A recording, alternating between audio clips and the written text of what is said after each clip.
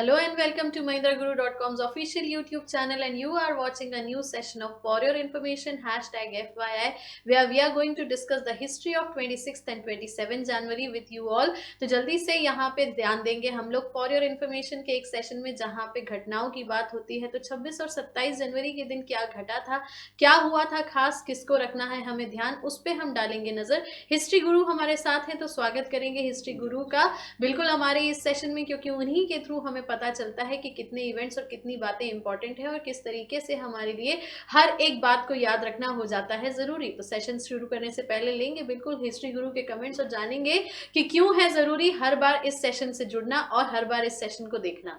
सारे लोगों का बहुत बहुत स्वागत है। देखिए 26 तारीख 26 जनवरी जिसको कि हम लोग रिपब्लिक डे के फॉर्म में मनाते हैं, सारे लोगों को गणतंत्र दिवस की बहुत बहुत शुभकामनाएं और जय हिंद सारे लोगों को हम बोलते हैं। तो बिल्कुल यहाँ पर जितनी सारी न्यूज़ हैं बेहद महत्वपूर्ण है और जीएस को लेकर के मैं यहाँ पर जरूर कहूँगा कि जीएस जिस भी एग्जाम में जीएस एक सब्जेक्ट के फॉर्म में आ रहा है, चाहे 25 क्वेश्चंस आ रहे हैं चाहे 50 क्वेश्चंस आ रहे हैं, तो बिल्कुल वो सारे क्वेश्चंस आपके बनेंगे कहाँ से, नेशनल रेफरेंस से बनेंगे या इंटरनेशनल न्यूज से बनेंगे, या जो हम आपके लिए 10 questions per day with options, चारों ऑप्शंस के डिस्कशन के यहाँ पर आप लोगों के लिए लाते हैं, यानी कि 10 क्वेश्चन पर डे आपके एफवाईआई क्वेश्चन बैंक में लगते हैं। तो वो बेहद महत्वपूर्ण है, बिल्कुल हमारे प्रोग्राम से जुड़े रहिए। बिल्कुल, तो बढ़ेंगे इसी के साथ, करेंगे सेशन की शुरुआत। But yes, do not forget the subscription of our YouTube channel, क्योंकि अगर अभी तक आपने हमारा चैनल सब्सक्राइब नहीं किया है तो देर नहीं हुई है। हर वीडियो में आपको मौका मिलता है सब्सक्रिप्शन नोटिफिकेशन पे क्लिक करके आप हमारे सब्सक्राइब व्यूअर बन सकते हैं। बढ़ते हैं, देखते हैं आज का पहला इवेंट 26-27 जनवरी का क्या है ऐसा खास जिसको हम यहाँ पे ध्यान रख सकते हैं। तो फर्स्ट इवेंट की अगर हम बात करें तो yes, we look upon to the 26 January 1936 में हुआ था first demonstration of the television by JL Baird. तो JL बेयर्ड बिल्कुल यहाँ पे सर सेल्फ डेफिनेशन मिल रही है, यहाँ पे पहला डिमॉन्स्ट्रेशन हुआ था टेलीविजन का JL बेयर्ड के थ्रू, और इससे हम क्या जान सकते हैं। बिल्कुल, सबसे पहले तो ये डेट ही महत्वपूर्ण है, यानी कि 26 जनवरी और 1936 को टेलीविजन का पहला डेमोन्स्ट्रेशन किया गया था। किसके द्वारा किया गया था, यह महत्वपूर्ण आपसे प्रश्न बन सकता है कि टेलीविजन का आविष्कार किसने किया, तो आपका आंसर होगा JL बेयर्ड, यानी कि जॉन लॉगी बेयर्ड।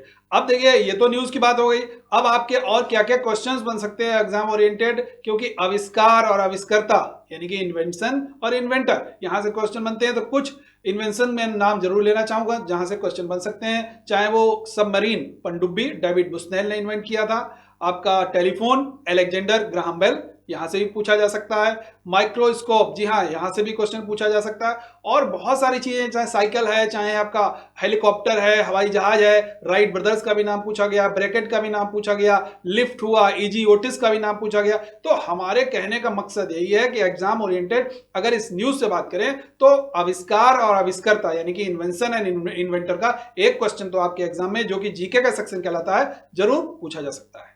बिल्कुल, बढ़ेंगे इसी के साथ, देखेंगे अगला इवेंट जो हुआ था 1930 26 January was the date when the INC declared 26 January as independence day और as the day for Purna Swaraj. तो बिल्कुल सर, यहाँ इंडियन नेशनल कांग्रेस की बात हो रही है। 26 जनवरी को उनने as the day for Purna Swaraj का अनाउंसमेंट किया था। 1930 वो साल था, तो इससे और इम्पोर्टेंस हम क्या जान सकते हैं। जी बिल्कुल मैम, ये वही दिन जैसा कि सारे लोग जानते हैं 26 जनवरी को गणतंत्र दिवस भी मनाया जाता है, यानी कि हमारे देश में संविधान लागू हुआ था, सारे लोग जानते हैं।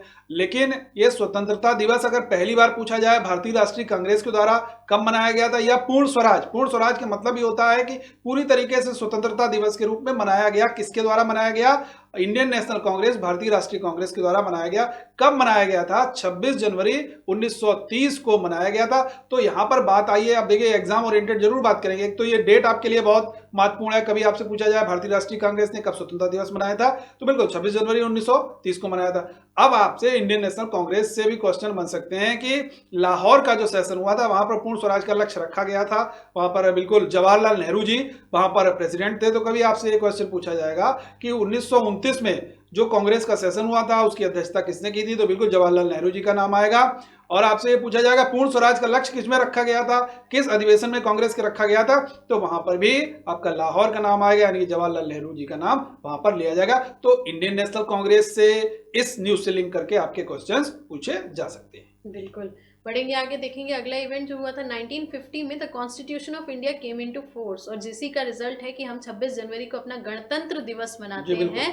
तो कॉन्स्टिट्यूशन हमारा इन्फोर्समेंट हुआ था उसका, तो बिल्कुल 1950 was the year, 26 January was the day self defined है, जानते भी बहुत है, लेकिन बिल्कुल आपसे जानेंगे कि इसमें और इम्पोर्टेंस क्या है। बिल्कुल मैम, यहाँ पर सारे लोग जानते हैं जैसे कि गणतंत्र दिवस ही इसीलिए मनाया जाता है, सारे लोग जानते हैं।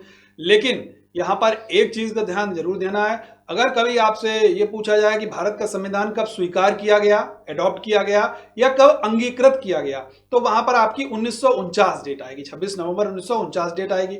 लेकिन आपसे लागू किया जाए पूछा जाएगा तो वहां पर 26 जनवरी 1950 डेट आएगी। अब यहाँ पर एक रिपब्लिक की बात आई है, यानी कि constitution of India comes into the force, यानी कि आया, भारत का संविधान और गणतंत्र दिवस के रूप में मनाया जाने लगा। अब गणतंत्र के मतलब समझ लीजिए, गणतंत्र का अगर बिल्कुल वन लाइन में मीन्स समझा जाए तो क्या हो सकता है, बिल्कुल ये होगा आपका कि भारत का राष्ट्राध्यक्ष वंशानुगत नहीं होना चाहिए। याद रखिएगा, भारत का राष्ट्राध्यक्ष वंशानुगत नहीं होना चाहिए। कुछ लोग, बहुत से हमारे एस्पायरेंट हैं, वो लोकतंत्र यानी कि डेमोक्रेसी और रिपब्लिक दोनों को सेम समझते हैं। दोनों का डिफरेंट कॉन्सेप्ट है। डेमोक्रेटिक सिस्टम का कॉन्सेप्ट अलग होता है, यानी कि लोकतंत्र कहा जाता है कि अब्राहम लिंकन के द्वारा एक परिभाषा दी गई थी, जो कि अमेरिका के राष्ट्रपति थे। उन्होंने कहा था by the people for the people of the people, यानी कि जनता द्वारा दिया गया शासन, जनता के लिए का शासन और जनता का ही शासन, वो कहलाता है हमारा डेमोक्रेटिक सिस्टम। लेकिन रिपब्लिकन सिस्टम की बात आएगी तो एक लाइन में आप याद रखेंगे, गणतंत्र का सही अर्थ क्या होता है कि भारत का राष्ट्राध्यक्ष वंशानुगत नहीं होना चाहिए। तो बिल्कुल द डेमोक्रेटिक और रिपब्लिक की अगर हम डेफिनेशन की या डिफरेंशिएशन की बात करें तो बहुत अच्छे से सर ने इसको एक्सप्लेन कर दिया है। आगे बढ़ेंगे, अगला इवेंट देखेंगे। 1965 को हुआ था। 26 January was the day when Hindi became the official language of India. तो कहीं ना कहीं सर एक ये बातें यहाँ निकल के आती हैं, आर्टिकल्स हैं, हमें पता है कॉन्स्टिट्यूशन में किन्हीं किन्हीं आर्टिकल्स के तहत लैंग्वेजेस को इंक्लूड किया गया है, चाहे वो रीजनल लैंग्वेज हो चाहे हिंदी की बात हो। यस, तो this day was the important day when 26 January 1965 was the year when Hindi became the official language of India. तो और इससे हम क्या जान सकते हैं? बिल्कुल मैम, हिंदी की बात आई है तो बिल्कुल सारे लोग जानेंगे। सबसे पहले देखिए, इस न्यूज को जरूर फोकस करिएगा कि अगर आपसे पूछा जाए कि ऑफिशियल लैंग्वेज के फॉर्म में हिंदी को मान्यता कब मिली हमारे भारत सरकार के द्वारा, तो आपका उत्तर क्या होगा? 26 जनवरी वर्ष 1965 को मान्यता दी गई, यानी कि एक आधिकारिक भाषा में, एक सरकारी भाषा के रूप में शामिल किया गया था। तो एक तो आपका ये प्रश्न बन सकता है। दूसरा, अगर हिंदी को संवैधानिक रूप में प्रथम राजभाषा और भारत की सबसे अधिक बोली जाने वाली भाषा, आपसे प्रश्न ये भी बन सकता है कि भारत की सबसे अधिक बोली जाने वाली भाषा कौन सी है, तो आपका उत्तर क्या आएगा? हिंदी उत्तर आ जाएगा। और दूसरा एक और इसके साथ में जुड़ा हुआ है कि जितने स्टेट्स में, कि अगर आप आंध्रा की बात करें तेलुगु बोली जाती है, तमिलनाडु की बात करें तमिल बोली जाती है, डिफरेंट स्टेट में डिफरेंट वहां की लैंग्वेजेस फेमस हैं। लेकिन अगर सबसे ज्यादा समझी जाने वाली भाषा की भी बात करते हैं तो वहां पर भी हिंदी का नाम आएगा, यानी कि सर्वाधिक बोली जाने वाली भाषा और सर्वाधिक समझी जाने वाली भाषा कौन सी है? हिंदी। ये तो भारत देश की बात हो गई। भारत से अगर बाहर की बात करते हैं, डिफरेंट कंट्रीज की बात करते हैं, तो वहां पर भी हिंदी बहुत अधिक मात्रा में बोली जाती है। अगर अमेरिका की बात करें तो अमेरिका में सर्वाधिक हिंदी बोली जाती है। लेकिन फिजी, मॉरिशस, गुयाना, याद रखिएगा, फिजी, मॉरिशस, गुयाना, सूरीनाम और नेपाल की जनता में भी हिंदी भाषा अत्यधिक मात्रा में बोली जाती है। यानी कि अगर हम भारत की बात करते हैं तो भारत में तो है ही सबसे ज्यादा। अगर हम डिफरेंट कंट्रीज की बात करते हैं तो वहां भी हिंदी एक अधिक संख्या में बोली जाती है। बहुत सारे कंट्रीज में वहां पर बोली जाती है। कुछ कंट्रीज की अगर बात करते हैं, जैसे मॉरिशस की बात करते हैं, तो वहां पर भोजपुरी लैंग्वेज बहुत ज्यादा बोली जाती है, वहां की भाषा भी भोजपुरी है। तो यानी कि कहीं ना कहीं हिंदी का एक टच वहां पर भी हमको दिखाई देता है। बिल्कुल, बढ़ेंगे इसी के साथ आगे और देखेंगे 26 जनवरी को पुण्यतिथि किसकी होती है, किसकी डेथ हुई थी, किसका देहांत हुआ था। तो personality we have with us M N. Roy. 1954 was the year, 26 January was the date when M N. Roy died. तो एम.एन. रॉय का कंट्रीब्यूशन क्या था सर, ये हम आपसे जानेंगे। बिल्कुल मैम, एम.एन. रॉय, सबसे पहले तो पूरा नाम जान लेते हैं। मानवेंद्र नाथ रॉय इनका पूरा नाम था। ये थे कौन, अगर आपसे पूछा जाए किस क्षेत्र से जुड़े हुए तो याद रखिएगा स्वतंत्रता संग्राम के एक राष्ट्रवादी क्रांतिकारी थे। स्वतंत्रता संग्राम के राष्ट्रवादी क्रांतिकारी। मूल नाम भी इनका अलग था, हालांकि मैं एम.एन. राय के नाम से प्रसिद्ध हुए, लेकिन इनका मूल नाम था नरेंद्र नाथ भट्टाचार्य। इनका मूल नाम था। मैक्सिको और भारत की कम्युनिस्ट पार्टी, जी हाँ याद रखिएगा, यह प्रश्न कई बार पूछा गया है, कम्युनिस्ट पार्टी के संस्थापक कौन थे? तो याद रखिएगा मानवेंद्र नाथ राय, यानी कि एम.एन. राय, यानी कि नरेंद्र नाथ भट्टाचार्य जी ही वो कम्युनिस्ट पार्टी के संस्थापक थे। चाहे भारत में बात करें चाहे मैक्सिको में हम बात करें, किसकी बात करते हैं? कम्युनिस्ट पार्टी की बात करते हैं, तो वहां पर एम.एन. राय साहब का नाम लिया जाता है। बिल्कुल। आगे अगर हम देखें तो next we have Madhav Shrihari Aney. 1968 was the year, 26 January was the date when Madhav Shrihari Aney died. तो बिल्कुल सर आपसे जानेंगे माधव श्रीहरि अने जी के क्या कॉन्ट्रीब्यूशंस थे। बिल्कुल मैम, माधव श्रीहरि अने जी की बात करते हैं तो सबसे पहले आपसे दो प्रश्न बनेंगे यहाँ से। अगर आपसे पूछा जाए बापूजी अणे किसको कहा जाता है तो आपका उत्तर होगा माधव श्री हरि अणे। अगर आपसे पूछा जाए लोकनायक अणे किसको कहा जाता है तब भी आपका उत्तर होगा माधव श्री हरि अणे, यानी कि बापूजी अणे और लोकनायक अणे दोनों के नाम से ये विख्यात हुए हैं। लेकिन कुछ चीजें और भी जान लेते हैं। अगर आपसे पूछा जाए किस क्षेत्र से संबंधित थे तो भारत के प्रसिद्ध राजनीतिज्ञ थे और लोकमान्य तिलक से बहुत ज्यादा प्रभावित थे और आईएनसी यानी कि इंडियन नेशनल कांग्रेस के सदस्य भी रहे हैं। गांधी जी के नमक सत्याग्रह के दौरान ये जेल भी गए हैं। 1943 से 47 तक श्रीलंका में भारत के उच्चायुक्त भी रहे हैं। आजादी के बाद बिहार के राज्यपाल के रूप में भी इन्होंने कार्यभार ग्रहण किया है।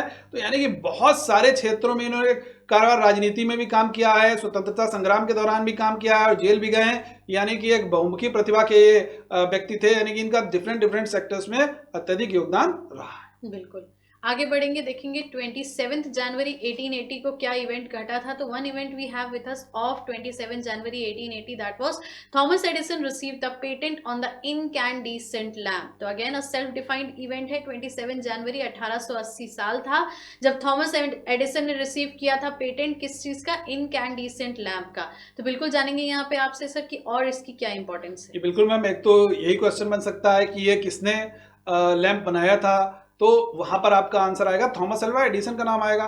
डेट आपकी क्या होगी, वर्ष 1880 होगा और डेट आपकी क्या होगी 27 जनवरी। लेकिन ये तो एडिसन की बात हुई, अब एडिसन के नाम से और भी बहुत सारी उपलब्धियां हैं। अगर कभी आपसे एक प्रश्न ये बन सकता है कि पूछा जाए प्रथम औद्योगिक प्रयोगशाला स्थापित करने का श्रेय किसको जाता है, यानी कि इंडस्ट्रियल लेबोरेटरी की बात की जाएगी, क्रेडिट किसको जाता है, तो वहां पर थॉमस अल्वा एडिसन का नाम दिया जाएगा।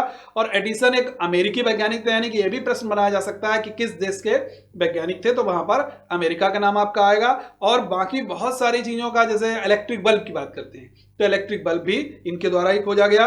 और फोनोग्राफ ये भी इनके द्वारा खोजा गया और बहुत सारे इन्होंने अनुसंधान किए हैं, बहुत सारे पेटेंट भी इनके नाम है। तो एडिसन के बारे में जरूर पढ़ के जाइएगा और सारे क्वेश्चन आपको एडिसन से बहुत मैक्स टू मैक्स क्वेश्चंस मिल सकते हैं। बिल्कुल, बढ़ेंगे इसी के साथ, देखेंगे नेक्स्ट बर्थडेज किसके होते हैं। 27 जनवरी की अगर हम बात करें तो the personality which we have with us that is Sitaram Chaturvedi. 1907 was the year, 27 January was the date when Sitaram Chaturvedi was born. तो सर सीताराम चतुर्वेदी जी के बारे में हम और क्या जान सकते हैं। बिल्कुल मैम, सबसे पहले सीताराम चतुर्वेदी आचार्य के नाम से भी फेमस थे। इनका पूरा नाम अगर लिया जाता है, विख्यात थे, तो आचार्य सीताराम चतुर्वेदी के नाम से ये विख्यात हुए हैं। और ये किस क्षेत्र से संबंधित थे ये जरूर जानेंगे हम। एक इंडियन एडुकेटर यानी कि शिक्षाविदी भी थे, ड्रामाटिस्ट भी थे और स्कॉलर भी रहे हैं। किसके, हिंदी और संस्कृत लैंग्वेज के एक स्कॉलर भी रहे हैं और बहुत सारा लिटरेचर भी इन्होंने दिया है। तो साहित्यिक क्षेत्र से भी इनका जुड़ाव रहा है और इसीलिए साहित्य के क्षेत्र में इनको हिंदी गौरव सम्मान से 2001 में नवाजा गया था। बिल्कुल, नेक्स्ट अगर हम बात करेंगे तो we have the death section of 27 January. 27 जनवरी के दिन किसकी पुण्यतिथि होती है, किसका देहांत हुआ था।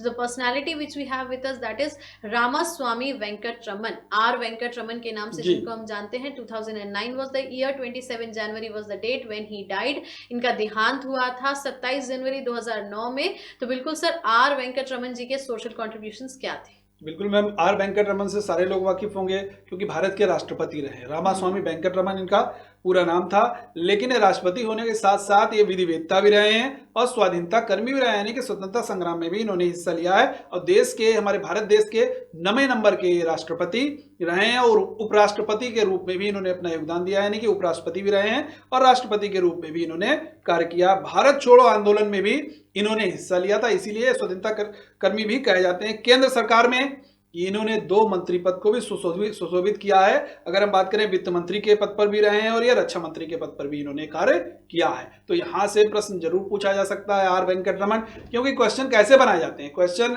इस तरीके से बनाया जा सकता है, 4 ऑप्शंस दिए गए हैं, वहां से पूछा जा सकता है कि निम्नलिखित में से कौन सा व्यक्ति उपराष्ट्रपति नहीं रहा या कौन सा व्यक्ति राष्ट्रपति नहीं रहा। तो वहां पर अगर आपके सामने सारे राष्ट्रपति याद हैं या ये पूछा जा सकता है ये कौन से नंबर के राष्ट्रपति थे, तो वहां पर आपका उत्तर 9वें राष्ट्रपति के रूप में होना चाहिए। बिल्कुल, बढ़ते इसी के साथ टू द नेक्स्ट पर्सनालिटी जो कि है कमलेश्वर जी।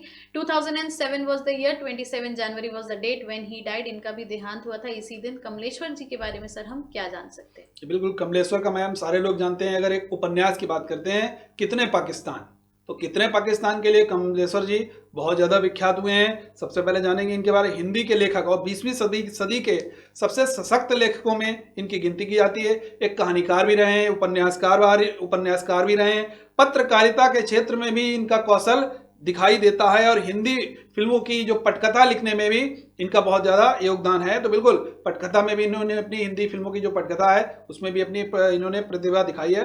प्रसिद्ध उपन्यास जैसा कि मैंने अभी बताया कितने पाकिस्तान, ये जरूर याद रखिएगा क्योंकि कई बार ये पूछा गया है। टीवी पत्रकारिता से भी इनका जुड़ाव रहा है, यानी कि बंबई में टीवी पत्रकारिता के रूप में भी इन्होंने कार्य किया है। इनके कुछ उपन्यासों की बात करते हैं अगर हम, तो बिल्कुल पटकथाओं की बात करते हैं। सबसे पहले तो सारा आकाश, रजनीगंधा, मिस्टर नटवरलाल, इनकी ये कुछ पटकथाएं हैं। जी हाँ, याद रखिएगा। प्रसिद्ध एक धारावाहिक था चंद्रकांता और दूसरा धारावाहिक था दर्पण। याद रखिएगा, चंद्रकांता और दर्पण, इनकी पटकथा भी लिखने का श्रेय किसको जाता है? कमलेश्वर साहब को जाता है। और इसीलिए इन सारी खूबियों के लिए, सारी विशेषताओं के लिए इनको वर्ष 1995 में भारत सरकार ने इनको पद्म भूषण सम्मान से नवाजा था। बिल्कुल, बढ़ेंगे इसी के साथ, देखेंगे आगे। अब क्वेश्चन आंसर सेशन हमारे साथ जुड़ने वाला है। FYI का फॉर योर इन्फॉर्मेशन की क्वेश्चन बैंक का एक और पन्ना आपके साथ जुड़ेगा। तो let's proceed to the question answer session और देखेंगे किस तरीके के क्वेश्चन अब यहाँ से बन सकते हैं और किस तरीके के क्वेश्चन को आपको प्रिपेयर करना है अपने आने वाले एग्जामिनेशन के लिए। Here is the first question, who was the first तीर्थंकर इन जैनिज्म? पहला तीर्थंकर की बात हुई है कि जैन धर्म में प्रथम तीर्थंकर कौन थे? तो ऑप्शन है हमारे सामने, पार्श्वनाथ, नेमिनाथ, महावीरा या ऋषभदेव। तो कहीं ना कहीं सर इस क्वेश्चन का हम लोगों ने कई बार डिस्कशन किया भी है और ऋषभदेव जी का नाम यहाँ पे निकल के आता है। जी बिल्कुल मैम, एकदम सही है। देखिए, जैन धर्म की बात की गई है तो बिल्कुल जैन धर्म से आपका क्वेश्चन आता है। एंशिएंट इंडिया का क्वेश्चन है। यहाँ पर प्रथम तीर्थंकर की बात की गई है तो प्रथम तीर्थंकर के रूप में ऋषभदेव जी का नाम आता है। लेकिन अगर आपसे प्रश्न ये किया जाए जैन धर्म के वास्तविक तीर्थंकर कौन थे, तो वहां पर महावीर स्वामी जी का नाम आएगा। क्योंकि जब हम 1 से लेकर के यानी कि 24 तीर्थंकर टोटल हुए हैं, एक प्रश्न ये भी बन सकता है कि जैन धर्म में कितने तीर्थंकर हुए हैं, तो वहां पर आपका उत्तर होगा 24, जिसमें पहले नंबर के ऋषभदेव थे। और जो आपको पहला ऑप्शन दिखाई दे रहा है पार्श्वनाथ, ये 23वें नंबर के तीर्थंकर थे।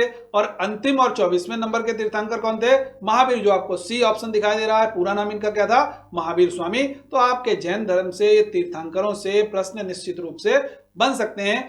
और एक प्रश्न और बहुत महत्वपूर्ण है, जैसा कि कई सारे कंपटीशन में पूछा भी गया है।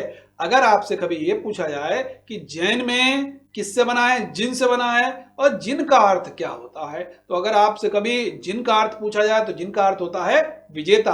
किसका विजेता? जिसने अपनी सारी इंद्रियों को जीत लिया हो, अपने ऊपर कंट्रोल करता हो, वो विजेता है। यानी कि जैन किससे बना है? जिन से। और जिन का अर्थ क्या होता है? विजेता। बिल्कुल, बढ़ेंगे इसी के साथ अगले क्वेश्चन की तरफ। The Moplah peasant struggle took place in? Moplah किसान संघर्ष कहाँ हुआ था? मलबार, छोटा नागपुर, अंडमान या पावना? तो बिल्कुल सर इसका आंसर हो सकता है option number A, that is Malabar. बिल्कुल सही मैम। मोपला अगर किसान विद्रोह है। अब अगर हम ट्राइबल रिवोल्ट की बात करते हैं, जनजातीय विद्रोह की बात करते हैं, बहुत सारे आंदोलनों की बात करते हैं, तो वहां पर आपको बहुत सारे आंदोलन देखने को मिलेंगे। लेकिन अगर मोपला किसान संघर्ष की बात करते हैं तो मालाबार इसका ए सही उत्तर है। लेकिन बाकी जो आपको दिख रहे हैं, पावना का विद्रोह हो, छोटा नागपुर विद्रोह, ये सारे हमको दिखाई देंगे। अगर छोटा नागपुर में जाएंगे तो वहां पर आप देखेंगे बिरसा मुंडा का भी नाम आता है। जी हाँ, बिरसा मुंडा की भी नाम आता था। एक बार एक स्लोगन पूछा गया था कि साहिब कटोंग कटोंग रारी कटोंग कटोंग, ये किसका एक स्लोगन था, किस रिवोल्ट से संबंधित था? तो वहां पर बिरसा मुंडा का नाम आया था। तो इस तरीके से अगर आप ट्राइबल रिवोल्ट्स के बारे में पढ़ के जाएंगे तो एक क्वेश्चन तो आपको वहां से जरूर मिलेगा। बिल्कुल, बढ़ते इसी के साथ to the next question. When did Akbar abolish jizya tax? Akbar ने जाजिया कर कब समाप्त किया था? 1556, 1564, 1579 या 1582? तो सर हमें लगता है इसका आंसर होना चाहिए 1564। बिल्कुल मैम, एकदम सही आंसर है। देखिए, अकबर के ये रिफॉर्म्स रहे हैं। तो यहाँ तो बात की गई है जजिया टैक्स। अब जजिया होता क्या है? देखिए, मुसलमानों का यानी कि एक मुगल साम्राज्य था, सारे मोहम्मडन्स ने वहां पर शासन किया है, तो हिंदुओं को वहां पर रहने के लिए एक टैक्स देना पड़ता था। वो टैक्स क्या कहलाता था? जजिया टैक्स कहलाता था। Religious tax. जी बिल्कुल, रिलीजियस टैक्स था, एक धार्मिक कर के रूप में जजिया करके जाना जाता था। अब जजिया कर की अगर बात करते हैं तो इसको अकबर ने समाप्त किया था। कब समाप्त किया था? 1564, यानी कि बी उत्तर इसका सही है। लेकिन और भी अकबर के रिफॉर्म है वो पूछे जा सकते हैं। जैसे आपको जो ऑप्शन 1582 दिख रहा है, ये दीन इलाही, अगर आपसे पूछा जाए अकबर ने दीन इलाही धर्म कब स्थापित किया तो 1582। अगर आपसे ये पूछा जाए मजहर कब अकबर ने स्टार्ट किया था, कब प्रारूप बनवाया था, तो वहां पर 1579 का आंसर आएगा। दूसरा आपको दिख रहा है 1556 एक आंसर दिख रहा है, ये अकबर का टेन्योर यानी कि 1556 से लेकर के 1605 तक अकबर का पूरा ये शासनकाल रहा है, पूरा कार्यकाल रहा है। तो अकबर के बहुत सारे रिफॉर्म है, चाहे पिलग्रिज्म टैक्स कब खत्म किया 1563, जजिया टैक्स आपके सामने है 1564, मजहर 1579, दीन इलाही 1582। तो बिल्कुल ये रिफॉर्म जरूर पढ़ के जाइएगा। बिल्कुल। बढ़ते इसी के साथ to the next question. Soze Watan is the book written by, Soze Watan पुस्तक के लेखक कौन है? प्रेमचंद, महादेवी वर्मा, मैथिली शरण गुप्त या धर्मवीर भारती? तो हमें लगता है इसका आंसर सर बिल्कुल मुंशी प्रेमचंद जी होना चाहिए। जी बिल्कुल मैम सही है, क्योंकि सोजे वतन मुंशी प्रेमचंद द्वारा लिखित एक पुस्तक है, तो यहाँ पर ए सही उत्तर है। लेकिन बाकी जो ऑप्शन दिखाई दे रहे हैं, महादेवी वर्मा, मैथिली शरण गुप्त, धर्मवीर भारती, ये भी बहुत प्रचलित राइटर हैं, बहुत साहित्य में इनका बहुत बहुमूल्य योगदान रहा है। महादेवी वर्मा यामा जानते हैं आप, यामा उनका एक प्रसिद्ध एक किताब थी, प्रसिद्ध एक कहानी भी थी। मैथिली शरण गुप्त जैसा कि भारत के राष्ट्र कवि के रूप में भी प्रसिद्ध है मैथिली शरण गुप्त, इनकी भी बहुत सारी यशोधरा की बात करेंगे, साकेत की बात करेंगे तो वहां पर मैथिली शरण गुप्त का नाम आता है। धर्मवीर भारती भी एक बहुत प्रचलित साहित्यकार थे। तो आपको कोशिश यही करना है कि जो भी प्रचलित, जो भी प्रसिद्ध साहित्यकार हैं, कम से कम उनकी फेमस आपकी पुस्तकें, उनका फेमस साहित्य के बारे में आपको जानकारी जरूर होनी चाहिए। बिल्कुल। बढ़ेंगे इसी के साथ अगले क्वेश्चन पे। World population day is observed on, विश्व जनसंख्या दिवस कब मनाया जाता है? अनडाउटेडली इजी क्वेश्चन है। 11th में, 10th जुलाई, 11 जुलाई या 12 जुलाई? तो definitely answer would be 11th जुलाई। ये बिल्कुल मैम एकदम सही है, और कई बार पूछा भी गया है विश्व जनसंख्या दिवस कब मनाया जाता है, तो 11 जुलाई को मनाया जाता है। अब देखिए कारण जरूर आप लोग पढ़ के जाइएगा, मैं तो आप लोगों को बताऊंगा ही कि भारत की विश्व की जनसंख्या की बात करते हैं तो विश्व की जनसंख्या 4 अरब कब हुई, 5 अरब कब हुई, 6 अरब कब हुई, तो इस तरीके से जो बराबर बढ़ती जा रही है विश्व जनसंख्या, तो उसी के फॉर्म में यहाँ पर रीजन वही है सर। बिल्कुल आप इसको जरूर देख करके जाइएगा। तो यहाँ पर आपका सही उत्तर क्या है? 11 जुलाई। बिल्कुल। बढ़ेंगे इसी के साथ अगले क्वेश्चन पे। Which is not matched correctly, कौन सही सुमेलित नहीं है? वीरभूमि राजीव गांधी, अभयघाट जगजीवन राम, शक्ति स्थल इंदिरा गांधी, राजघाट महात्मा गांधी? तो कहीं ना कहीं सर हम यहाँ पे समाधियों की बात कर रहे हैं, महान हस्तियों की, तो हमारे हिसाब से बिल्कुल Abhayghat Jagjivan Ram is the wrong match option for this question. बिल्कुल मैम आपने सही इसका आंसर दिया है। देखिए यहाँ से एक क्वेश्चन जरूर आता है थोड़ा सा इसमें, क्योंकि भूमि और घाट ये दो ही के नाम से समाधियां हैं। अब यहाँ पे हमारा एस्पायरेंट कंफ्यूज हो जाते हैं, तो लेकिन यहाँ पर जो भी प्रचलित हैं और ऐसे ही बहुत नोन पूछी जाती हैं, अभयघाट यहाँ पर रॉन्ग है, क्योंकि अभयघाट मोरारजी देसाई जी की समाधि है, बाकी वीरभूमि राजीव गांधी जी की है। शक्ति स्थल, देखिए शक्ति स्थल तो बहुत अच्छा पहचाना जा सकता है, क्योंकि शक्ति आयरन लेडी कहा गया है किसको?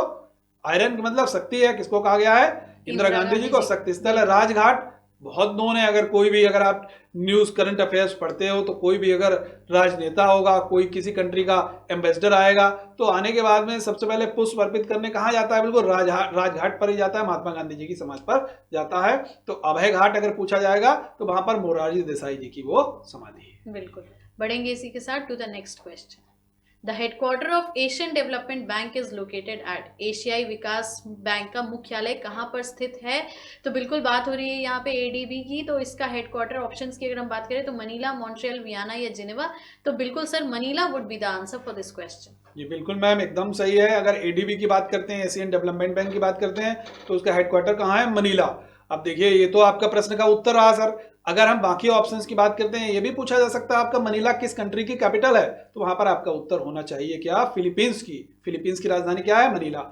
वियना ओपेक का हेडक्वार्टर है, बिल्कुल याद रखिएगा। ओपेक के हेडक्वार्टर की बात की जाएगी तो वियना, और किस देश की राजधानी है? ऑस्ट्रिया की। जिनेवा, जिनेवा में बहुत सारे हेडक्वार्टर्स हैं। WTO की बात करेंगे तो वो भी जिनेवा में स्थित है हेडक्वार्टर उसका। और जिनेवा, लेकिन एक क्वेश्चन और भी पूछा जा सकता है, क्योंकि जहां पर मैंने एक बार और डिस्कस किया था इंटरनेशनल कोर्ट ऑफ जस्टिस, जिसका कि द हेग में था, तो द हेग कहां पर था? नीदरलैंड में। इसी तरीके से आपसे पूछा जा सकता है कि जिनेवा किस देश में स्थित है, तो आपका उत्तर क्या होगा? स्विट्जरलैंड। बिल्कुल। बढ़ेंगे इसी के साथ अगले क्वेश्चन।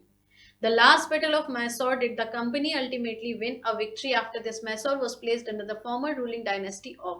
मैसूर युद्ध के बाद मैसूर को किसकी, हम ये बोल सकते हैं किस डायनेस्टी के या किस शासन के अंदर रखा गया था? ऑप्शंस आपके सामने हैं, Mysore dynasty, Wodeyar dynasty, the English, the Mughals.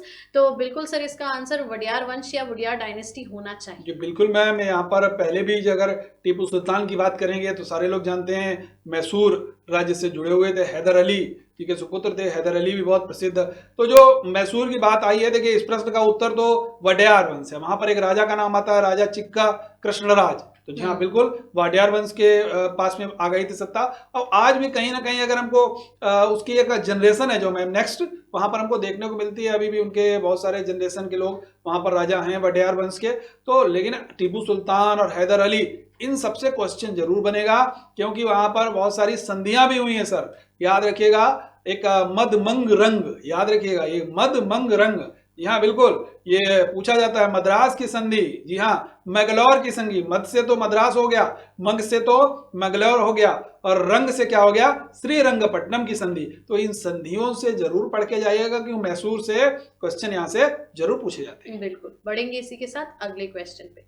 Who was the author of गुलामगिरी? गुलामगिरी के नामक कृति के लेखक कौन थे? ज्योतिबा फुले, प्रेमचंद, आर.जी. भंडारकर या के.सी. सेन? अगर यहाँ पे हम बात करें तो again we have a book question in front of us. Gulamgiri के ऑथर के बारे में पूछा है, कहीं ना कहीं सर इसका आंसर हो सकता है ज्योतिबा फुले। बिल्कुल मैम सही आंसर है। और यहाँ पर अगर पूरे नाम की बात करेंगे कि इनका पूरा नाम क्या था, गुलामगिरी बहुत प्रसिद्ध किताब है, और इनके नाम से एक संस्था भी जुड़ी हुई है, सत्य शोधक समाज। अगर आपसे कभी पूछा जाए सत्य शोधक समाज की स्थापना किसने की, तब भी नाम ज्योतिबा फुले का नाम आएगा।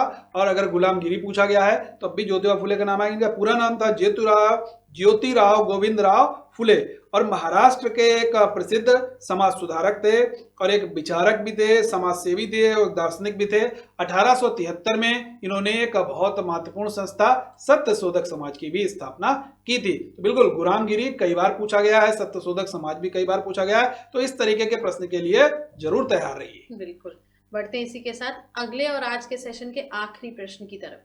In the late 15th century, Shankaradev emerged as one of the leading proponents of Vaishnavism in. पूर्व 15वीं शताब्दी में शंकर देव का वैष्णव के अग्रदूत के रूप में उदय हुआ था। कहाँ हुआ था? आसाम, बिहार, वेस्ट बंगाल या Kerala? So we have 4 options in front of us. तो अगर हम आंसर की बात करें तो सर क्या इस क्वेश्चन का आंसर होना चाहिए असम? जी बिल्कुल मैम, यहाँ पर असम ही इसका सही उत्तर होगा, क्योंकि शंकर देव जी का जन्म असम के नौगांव जिले के बरदोवा के समीप एक अलीपुखुरी गांव में हुआ था। तो वहीं पर इनका उदय हुआ था। तो प्रश्न का उत्तर तो ये रहा। अब शंकर देव से संबंधित और भी पूछा जा सकता है, किस संप्रदाय से जुड़े हुए हैं, तो वहां पर वैष्णव संप्रदाय आपका उत्तर आएगा। लेकिन एक और थोड़ा सा अगर टेक्निकलिटी, क्योंकि अगर स्टेट पब्लिक सर्विस कमीशन वाले हमारे एस्पायरेंट जो कि जुड़ते हैं, चाहे एमपीपीएससी की तैयारी कर रहे हैं, चाहे यूपीएससी, चाहे यूपीपीएससी, चाहे डिफरेंट स्टेट के पब्लिक सर्विस कमीशन की तैयारी कर रहे हैं, वहां पर एक क्वेश्चन थोड़ा सा मोल्ड करके पूछा जा सकता है कि क्या पूछा जा सकता है कि शंकर देव के वैष्णव संप्रदाय का एक मत का नाम क्या था? तो बिल्कुल याद रखिएगा, एक शरण संप्रदाय भी इनके द्वारा ही दिया गया है। तो वहां पर भी शंकर देव जी का ही नाम आएगा। बिल्कुल। तो ये हो गए हमारे आज के सेशन के 10 क्वेश्चंस, जिसमें हमने आज 26 और 27 तारीख की घटनाओं पे नजर डाली, क्वेश्चनएयर सेशन देखा, ऑप्शंस आंसर सही देखे। तो do watch this session twice thrice जब तक इन क्वेश्चंस के आंसर्स आपको याद नहीं हो जाते। सो इसी के साथ खत्म करेंगे हम फॉर योर इन्फॉर्मेशन #FYI का ये सेशन। लाइक करना बिल्कुल मत भूलें, कमेंट करके हमें बताते रहें अपनी requirements and demands, and yes do not forget to subscribe our channel also, ताकि आप इसी तरीके से हमेशा महिंद्रा गुरु के साथ बने रहें। अगले सेशन में मुलाकात होगी आपसे फॉर योर इन्फॉर्मेशन #FYI में, जहां हम उस दिन की घटनाओं पे नजर डालेंगे, देखेंगे क्या घटा था खास, क्या हुआ था खास, और FYI के क्वेश्चन बैंक के एक नए पन्ने के साथ। तब तक के लिए ख्याल रखिए, खुश रहिए और भूलिएगा मत, your success is our success. Thank you so much.